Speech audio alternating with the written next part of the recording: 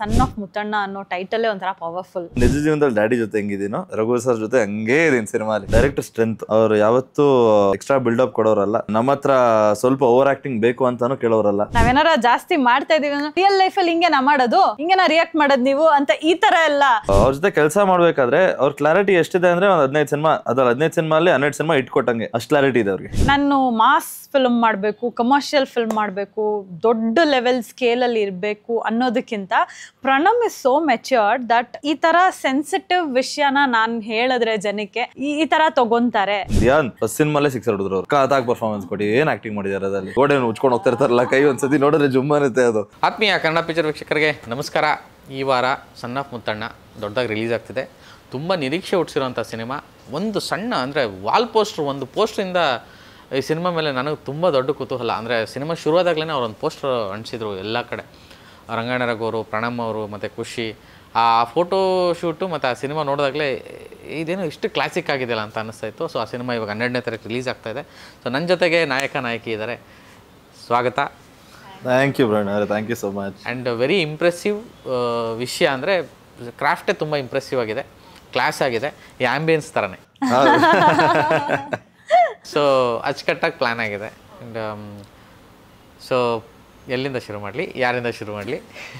ಸನ್ of Muthanna ಇಂದ ಮಾಡಿ. ಸನ್ of Muthanna, but ನಮ್ಮ ಸಿನಿಮಾಲಿ ನಮ್ಮ ಫ್ಯಾಮಿಲಿ ಡ್ರಾಮಾ ಶುರು ಆಗಿದೆ. ನಮ್ಮ ಸಾಕಿ ನಮ್ಮ ಡಾಕ್ಟರ್ ಮೇಡಮ್ ಇಂದ ಡಾಕ್ಟ್ರಿಂದ ಶುರು ಆಗಲಿ. ಸೊ ಲೇಡೀಸ್ ಫಸ್ಟ್, ಖುಷಿಯಿಂದ ಶುರು ಮಾಡಿ. ಖುಷಿಯಾಗಿ ಖುಷಿಯಿಂದ. ಸೊ ಡಾಕ್ಟ್ರೇ ಹೇಳಿ, ಮತ್ತೆ ಡಾಕ್ಟರ್ ಆಗಿದೆ. ನೀವು ಎಷ್ಟು ಸಲ ಡಾಕ್ಟರ್ ಆಗಿದೆ? ಇಲ್ಲ, ಇದು 2ನೇ ಸತಿ ಡಾಕ್ಟರ್ ಆಗಿದೆ. 2ನೇ ಸಲ ಅಲ್ವಾ? ಕರೆಕ್ಟ್. ಕೇಸ್ ಆಫ್ ಕೊಂಡನ ಡಾಕ್ಟ್ರೇ. ಸಿನಿಮಾ ಅಂದರೆ ನಾನು ಮೊದಲಿಗೆ ಇಬ್ಬರಿಗೂ ಕಂಗ್ರ್ಯಾಚುಲೇಷನ್ಸ್ ಹೇಳ್ತೀನಿ. ಅಂದರೆ ಈ ತಂಡ ತುಂಬ ಇಂಪ್ರೆಸಿವ್ ಆಗಿ ಕಾಣಿಸ್ತದೆ. ಅಂದರೆ ಟ್ರೈಲರ್ ನೋಡಿದಾಗ ಅಥವಾ ನಿಮ್ಮ ಸಾಂಗ್ಸ್ ನೋಡಿದಾಗ, ನಾನು ಆಗಲೇ ಹೇಳಿದೆ ಒಂದು ಪೋಸ್ಟ್ರು, ಅಲ್ಲಿಂದನೇ ತುಂಬ ಇಂಪ್ರೆಸಿವ್ ಅನ್ನಿಸ್ತಾಯಿತ್ತು. ಇದು ಯಾರೋ ಹೊಸ ತಂಡ. ಅಂದರೆ ನಾನು ಹೇಳೋದು ಡೈರೆಕ್ಟರ್ ವಿಚಾರಕ್ಕೆ, ಶ್ರೀಕಾಂತ್ ಆಗಿರ್ಬೋದು ಅಥವಾ ಪುರಾತನ ಫಿಲಮ್ಸು ಪ್ರೊಡಕ್ಷನ್ ಆಗಿರ್ಬೋದು, ಇಂಪ್ರೆಸಿವ್ ಆಗಿ ಕಾಣಿಸ್ತಾ ಇತ್ತು. ಈಗ ಸಿನಿಮಾ ಬರೋವಂಥ ಟೈಮ್ ತುಂಬ ಕುತೂಹಲ ಇದೆ. ಟ್ರೈಲರಲ್ಲಿ ನೋಡಿದಾಗ ಏನೋ ದೊಡ್ಡ ಹುಡುಕಾಟ ಕಾಣಿಸ್ತಾ ಇದೆ. ಆ ಹುಡುಕಾಟ ಏನು ಅನ್ನೋದೇ ನನ್ನ ಪ್ರಶ್ನೆ. ಅದನ್ನ ನಾನು ಹೇಳ್ಬಿಟ್ರೆ ಡೈರೆಕ್ಟರ್ ನನ್ನ ಹಿಂದೆ ಓಡ್ ಬರ್ತಾರೆ. ಸೊ ಸನ್ ಆಫ್ ಮುತ್ತಣ್ಣ ಅನ್ನೋದೇ ಒಂದು, ಮುತ್ತಣ್ಣ ಸನ್ ಆಫ್ ಮುತ್ತಣ್ಣ ಅನ್ನೋ ಟೈಟಲೇ ಒಂಥರ ಪವರ್ಫುಲ್. ನನಗೆ ಕತೆ ಹೇಳೋದಕ್ಕೆ ಬಂದಾಗ ಡೈರೆಕ್ಟರು ನರೇಟ್ ಮಾಡಿದಾಗ ಅದನ್ನ ವರ್ಕಿಂಗ್ ಟೈಟಲ್ ಥರ ಇಟ್ಕೊಂಡಿದ್ರು. ಅದಾದ್ಮೇಲೆ ನಾನು ಹೇಳ್ತಿದ್ದೆ, ಏನಕ್ಕೆ ಸರ್ ವರ್ಕಿಂಗ್ ಟೈಟಲು, ಇದೇ ಚೆನ್ನಾಗಿದೆಯಲ್ಲ ಟೈಟಲ್ಲು ಅಂತ. ಆ್ಯಂಡ್ ದೆನ್ ಅವರು ಒಂದು ಸ್ವಲ್ಪ ರಿಸರ್ಚ್ ಮಾಡಿ ಅದಾದಮೇಲೆ ಇಲ್ಲ this is only apt for this. And then ಕತೆಗೂ ತುಂಬಾ ರೆಸೋನೇಟ್ ಆಗುತ್ತೆ. ಆ ಸನ್ ಆಫ್ ಮುತ್ತಣ್ಣ ಇದು ತುಂಬಾ ಹೋಲಿಕೆ ಇರೋದ್ರಿಂದ ಅದೇ ಇರ್ಲಿ ಅನ್ಬಿಟ್ಟು. And very powerful. ನಿಮ್ಗೂ ಗೊತ್ತು ಮನೆ ಹೆಸರು ಮುತ್ತಣ್ಣ. ಸೊ ಜನರಿಗೆ ಇನ್ನೇನು ತುಂಬಾ ಕನೆಕ್ಟ್ ಆಗೋ ರೀತಿ ನಾವು ಕೊಟ್ಟಷ್ಟು ಅವರು ಕನೆಕ್ಟ್ ಆಗ್ತಾರೆ. ಸೊ ಸನ್ ಆಫ್ ಮುತ್ತಣ್ಣ ಈ ರೀತಿ ಸ್ಟಾರ್ಟ್ ಆಗಿದ್ದು ಚೆನ್ನಾಗಿ ಆಗ್ತಾ ಇದೆ.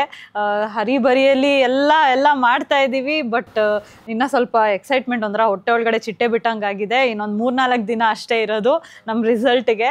ಸೊ ರಿಸಲ್ಟ್ ಬಂದಿದ ತಕ್ಷಣ ನೋಡಬೇಕು ಪ್ರೇಕ್ಷಕರು ಹೇಗೆ ತಗೊಂತಾರೆ ಅಂತ. Excited about it. ನಿಜ ಇಲ್ಲ, ಟ್ರೈಲರ್ ನೋಡಿದ ತಕ್ಷಣ ನನ್ಗನ್ಸಿದ್ದು ಇದ್ಯಾಕೆ ಸನ್ ಆಫ್ ದೇವಣ್ಣ ಅಂತ ಇಟ್ಟು ಟೈಟ್ಲು.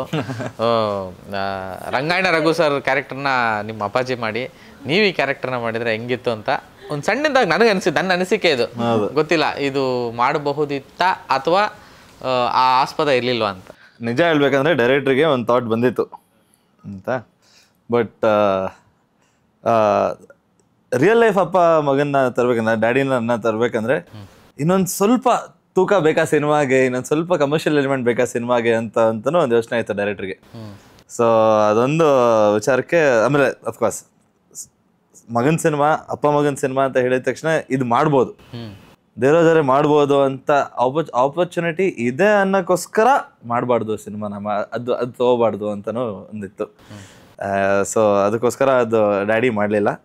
ಬಟ್ ನಿಜವಾಗ್ಲೂ ನಾನು ನಿಜ ಜೀವನದಲ್ಲಿ ಡ್ಯಾಡಿ ಜೊತೆ ಹೆಂಗಿದ್ದೀನೋ ರಘು ಸರ್ ಜೊತೆ ಹಂಗೇ ಇದೀನಿ ಸಿನಿಮಾಲಿ. ಯಾರಿಗಾದ್ರೂ ಡೌಟ್ಸ್ ಇದ್ರೆ ಪ್ರಣಮ್ ದೇವರಾಜ್ ಸರ್ ಜೊತೆ ಹೆಂಗಿರ್ತಾರೆ ಮನೇಲಿ ಅಂತ ಏನಾದ್ರು ಗೊತ್ತಾಗಬೇಕಂದ್ರೆ ಸನ್ ಆಫ್ ಮುತ್ತಣ್ಣ ಬಂದು ನೋಡಿ. ಎಕ್ಸಾಕ್ಟ್ಲಿ ಹಂಗೆ ಇದೀವಿ ನಿಜವಾಗ್ಲು. ಅಷ್ಟೇ ತರಲೆ ಇರುತ್ತೆ, ಕಾಮಿಡಿ ಇರುತ್ತೆ, ಅಳು ಇರುತ್ತೆ, ಜಗಳ ಇರುತ್ತೆ, ಎಲ್ಲ ಇರುತ್ತೆ. ಯೂಶಲಿ ಮನೇಲಿ ಆ್ಯಕ್ಚುಲಿ ಕಿರಿಮಗ ಅಂದರೆ ಪ್ರೀತಿ ಜಾಸ್ತಿ ಅಂತ. ಹೌದು. ಹೌದು ನಿಜ, ಹೌದು. ಆಮೇಲೆ ಇದು ಜಾಸ್ತಿ ಏನೋ ಮುದ್ದು ಜಾಸ್ತಿ, ಓಕೆ ಪಾಪ ಎಕ್ಸ್ಕ್ಯೂಸ್ಗಳು ಜಾಸ್ತಿ. ನಿಜವಾಗ್ಲು ನಾನು ಗ್ಯಾರಂಟಿ ಒಪ್ಕೋತೀನಿ ಅದನ್ನ. ಅದು ಹಂಗೆ ಇರುತ್ತೆ. ನನಗೂ ಹಂಗೆ ನೋಡ್ಕೊಂಡಿದ್ದಾರೆ, ಹಂಗೆ ಪ್ಯಾಂಪರ್ ಮಾಡಿದ್ದಾರೆ. ಆ್ಯಂಡ್ ನನಗೆ ಬರೀ ಅಪ್ಪ ಅಮ್ಮ ಅಲ್ಲ, ನನಗೆ ಅಣ್ಣ ಕೂಡ. ಸೊ ಅಣ್ಣನೂ ನನಗೆ ತಂದೆ ಥರನೇ.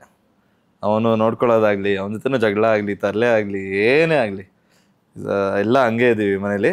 ಬಟ್ ನೀವು ಹೇಳ್ದಂಗೆ ನಮಗೆ ಸ್ವಲ್ಪ ಪ್ಯಾಂಪರಿಂಗ್ ಜಾಸ್ತಿ. ಆ್ಯಕ್ಚುಲಿ ಈ ಕ್ರಾಫ್ಟ್ ನೋಡಿದಾಗ ನಾನು ಆಗ್ಲಿಂದ ಹೇಳಿದೆ ತುಂಬ ಕ್ಲಾಸಾಗಿ ಕಾಣಿಸ್ತಿದೆ ಅಂತ.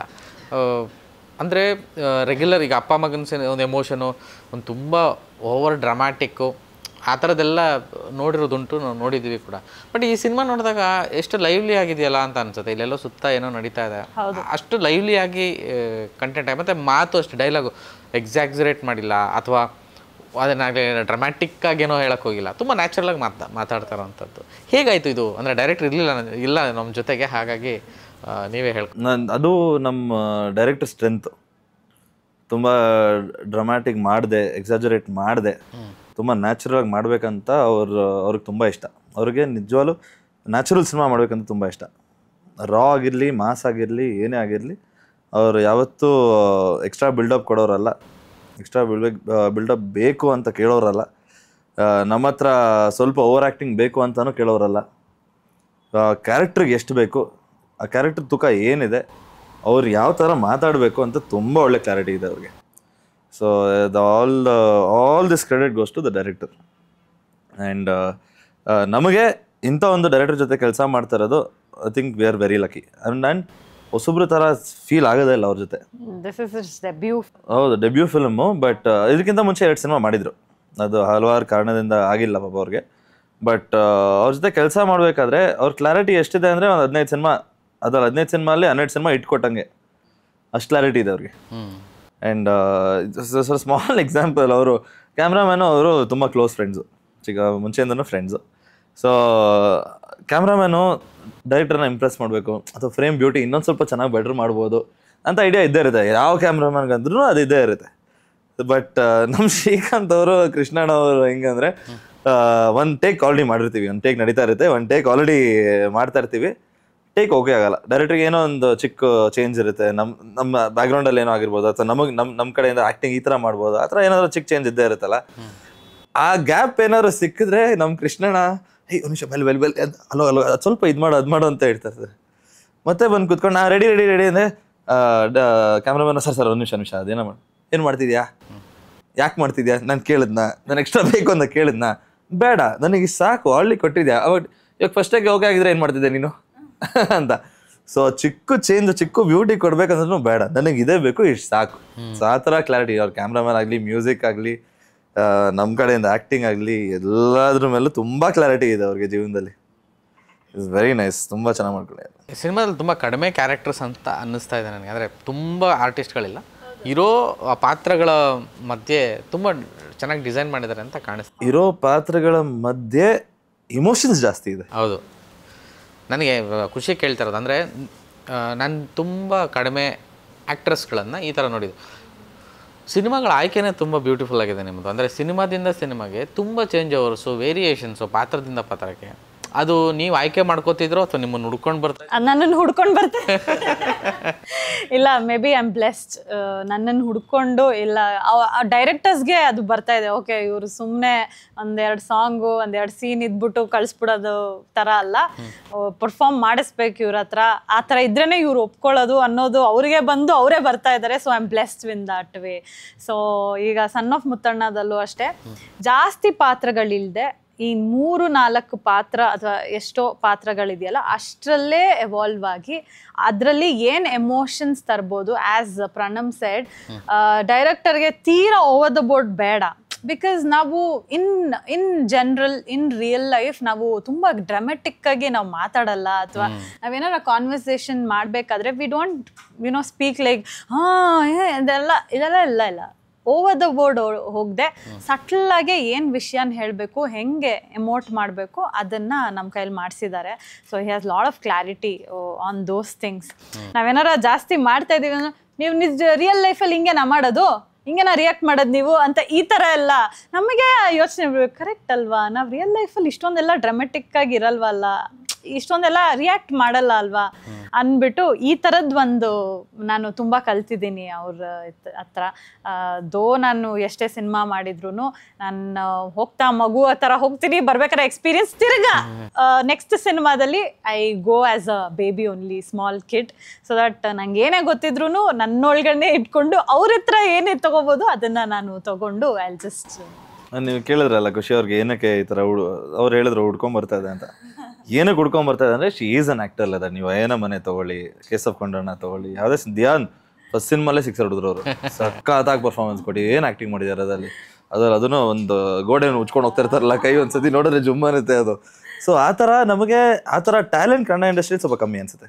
Because majority of the movies ನಾವು ಮಾಡಿದ್ರು ನಮ್ಮ ಕಂಟೆಂಟ್ ಡ್ರಿವನ್ ಸಿನಿಮಾಸ್ ಎಷ್ಟು ಬರುತ್ತೆ ನಮಗೆ, ಕಮರ್ಷಿಯಲ್ಗೆ ಕಂಟೆಂಟ್ಗೆ ನಾವು ಕಂಪ್ಯಾರಿಸನ್ ಕೊಟ್ಟರೆ content driven is little lesser then commercial cinema. Commercial cinema ಜಾಸ್ತಿ ಬರುತ್ತೆ. ಸೊ ಈ ಥರ ಒಬ್ಬ ಆ್ಯಕ್ಟ್ರೆಸ್ಸು ನಮಗೆ ಇಂಡಸ್ಟ್ರಿಗೆ ಬೇಕಿತ್ತು. ಸೊ ಇವಾಗ ಕಂಟೆಂಟ್ ಯಾರ್ಯಾರ ಹತ್ರ ಇದೆಯೋ ಎಲ್ಲರೂ ಇವ್ರನ್ನ ಹೊಡ್ಕೊಂಡು ಹೋಗೋದು. ಆಕ್ಟಿಂಗ್ ಮಾಡ್ತಾರೆ, ನಾಟ್ ಎಕ್ಸಾಜರೇಟಿಂಗ್. ಅವ್ರು ನನಗೆ ಹೇಳಿದ್ರು ಅಂತ ನಾನು ಅವ್ರಿಗೆ ಹೇಳ್ತಾ ಇಲ್ಲ. C being a star kid ನನಗೆ ಭಯ ಆಯಿತು, ಅಯ್ಯೋ ಹೆಂಗಿರ್ತಾರೋ, ಹೇಗೆ ಬಿಹೇವ್ ಮಾಡಬೇಕು ಹೆಂಗೋ ಗೊತ್ತಿಲ್ಲ. But then he was so grounded. ಅದಾದಮೇಲೆ ಸ್ಟಾರ್ ಕಿಡ್ ಅಂದಿದ ತಕ್ಷಣ ನನಗೆ ಈ ಥರ ರೂಟ್ ಇದೆ ಹಿಂಗೆ ಹೋಗೋದಕ್ಕೆ, ನಾನು ಮಾಸ್ ಫಿಲ್ಮ್ ಮಾಡಬೇಕು, ಕಮರ್ಷಿಯಲ್ ಫಿಲ್ಮ್ ಮಾಡಬೇಕು, ದೊಡ್ಡ ಲೆವೆಲ್ ಸ್ಕೇಲಲ್ಲಿ ಇರಬೇಕು ಅನ್ನೋದಕ್ಕಿಂತ Pranam is so matured that ಈ ಥರ ಸೆನ್ಸಿಟಿವ್ ವಿಷಯನ ನಾನು ಹೇಳಿದ್ರೆ ಜನಕ್ಕೆ ಈ ಥರ ತಗೊತಾರೆ. ಬೀಯಿಂಗ್ ಅನ್ ಆ್ಯಕ್ಟರ್ ನಾನು ಪ್ರೂವ್ ಮಾಡ್ಕೋಬೋದು ಅಂತ ಈ ಸಿನಿಮಾ ಸೆಲೆಕ್ಟ್ ಮಾಡ್ಕೊಂಡಿರೋದು. And this is just like a relaunch for him. Kumari 21F ಆದಮೇಲೆ this son of Muttanna. And ನಾನು ಸಿಕ್ಕಾಬಡೆ ಇಂಟರ್ವ್ಯೂಸಲ್ಲಿ ಇಬ್ಬರು ಒಟ್ಟಿಗೆ ಕೂತಿದ್ದೀವಿ. And he is been telling about son of Muttanna. ತುಂಬ ನನಗೆ ಇದು ತುಂಬ ಹತ್ತಿರವಾದದ್ದು. ಜನಕ್ಕೆ ರೀಚ್ ಆಗಬೇಕು ಅಂದರೆ ಈ ಥರ ನಾನು ರೀಚ್ ಆಗಬೇಕು ಅನ್ನೋ ಮೆಚುರಿಟಿ ಇದೆಯಲ್ಲ, that is really nice. And I am so happy. ಬೇರೆಯವ್ರು ಇವಾಗ ನೆಕ್ಸ್ಟು ಸ್ಟಾರ್ ಕಿಡ್ಡು ಹಿಂಗೆಲ್ಲ ಮಾಡ್ತಾರೋ ಇಲ್ವೋ ಅಂತ ಅವರೇ ಅಸ್ಯೂಮ್ ಮಾಡ್ಕೊಳ್ಳೋ ಬದಲು ಬಂದು ಹೇಳಬೇಕು ಸಬ್ಜೆಕ್ಟ್ಸ್ನ. ಹೇಳಿದಾಗ ಕ್ಲಾರಿಟಿ ಸಿಗುತ್ತೆ. ಸುಮ್ಮನೆ ನೀವೇ ಅಸ್ಯೂಮ್ ಮಾಡ್ಕೊಂಡ್ರೆ ದಟ್ ಈಸ್ ರಾಂಗ್ ಡಿಸಿಷನ್.